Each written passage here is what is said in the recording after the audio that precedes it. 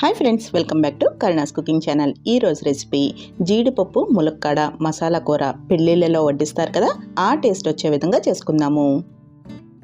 2 పెద్ద ములక్కాడలు తీసుకుంటే 1/2 కప్పు వరకు చిన్నగా తరిగిన ఉల్లిపాయ ముక్కలు, 3 పచ్చిమిరపకాయలు, 3 టొమాటోలు చిన్నవి తీసుకోండి. ఇంకా టొమాటోలు పండినవి అయితే కూర టేస్ట్ బాగుంటుంది. కూర కొంచెం ఎక్కువగా కావాలి అనుకుంటే ఉల్లిపాయ ఇంకా టొమాటో కూడా కొంచెం ఎక్కువ వేసుకుని అడ్జస్ట్ చేసుకోవచ్చు.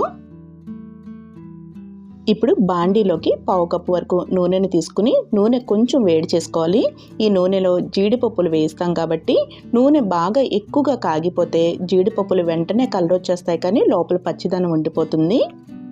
నూనె కొంచెం కాగిన తర్వాత 1/2 కప్పు వరకు జీడిపప్పులు వేసుకుని దోరగా వేయించుకోవాలి. జీడిపప్పులు ఇలా రంగు మారుతున్నప్పుడు నూనెలోంచి తీసేసుకుని వేరే ప్లేట్లోకి ట్రాన్స్ఫర్ చేసేసుకోవాలి. ఇప్పుడు జీడిపప్పులు వేయించిన నూనెలోనే ఉల్లిపాయ ముక్కలు ఇంకా పచ్చిమిరపకాయ ముక్కలు వేసేసుకుని 1-2 నిమిషాల పాటు వేయించుకోవాలి. ఉల్లిపాయ ముక్కలు కొంచెం మగ్గి ట్రాన్స్పరెంట్గా అయినప్పుడు మూత పెట్టుకుని మగ్గనివ్వాలి. మధ్య మధ్యలో మూత తీసుకుని ఒకసారి గరిటతో కలుపుకోవాలి. ఉల్లిపాయ ముక్కలు మగ్గిన తర్వాత మూత తీసేసుకుని 1/2 టీ స్పూన్ వరకు పసుపు వేసుకుని కలుపుకుని ఉల్లిపాయ ముక్కలు గోల్డెన్ బ్రౌన్ కలర్ వచ్చేంత వరకు ఫ్రై చేసుకోవాలి.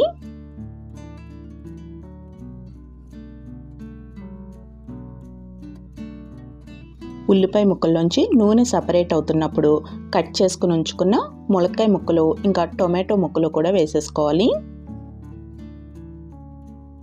ఒకసారి బాగా గరిటతో కలుపుకొని రుచికి సరిపడా ఉప్పు ఇంకా కారం కూడా వేసుకుని కలుపుకోవాలి.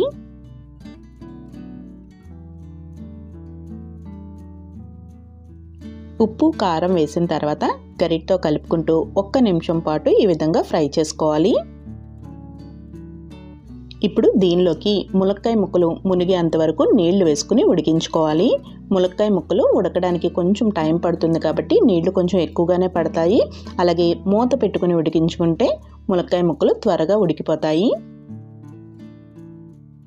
మధ్య మధ్యలో మూత తీసుకుని ములక్కాయ ముక్కలు ఉడికినాయో లేదో చెక్ చేసుకోవాలి.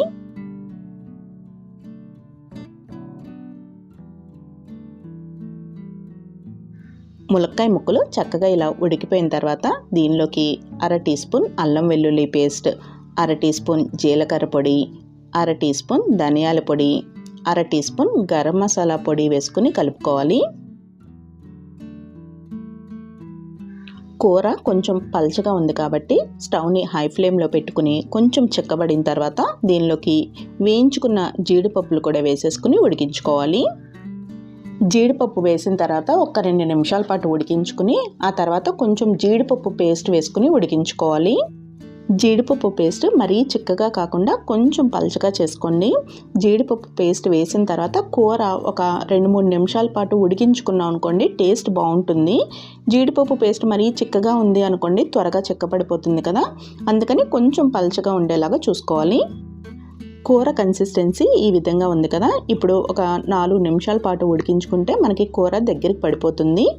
4-5 నిమిషాలకి మనకి నూనె కూడా సపరేట్ అవుతూ ఉంటుంది. అప్పుడు దీంట్లో కొత్తిమీర వేసుకుని స్టవ్ ఆఫ్ చేసేసుకోవచ్చు.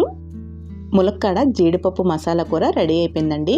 ఇలా లాస్ట్లో కొత్తిమీర వేసుకోవడం వల్ల మనం సర్వ్ చేసేటప్పుడు కొత్తిమీర ఫ్లేవర్ కూడా చక్కగా తెలుస్తుంది.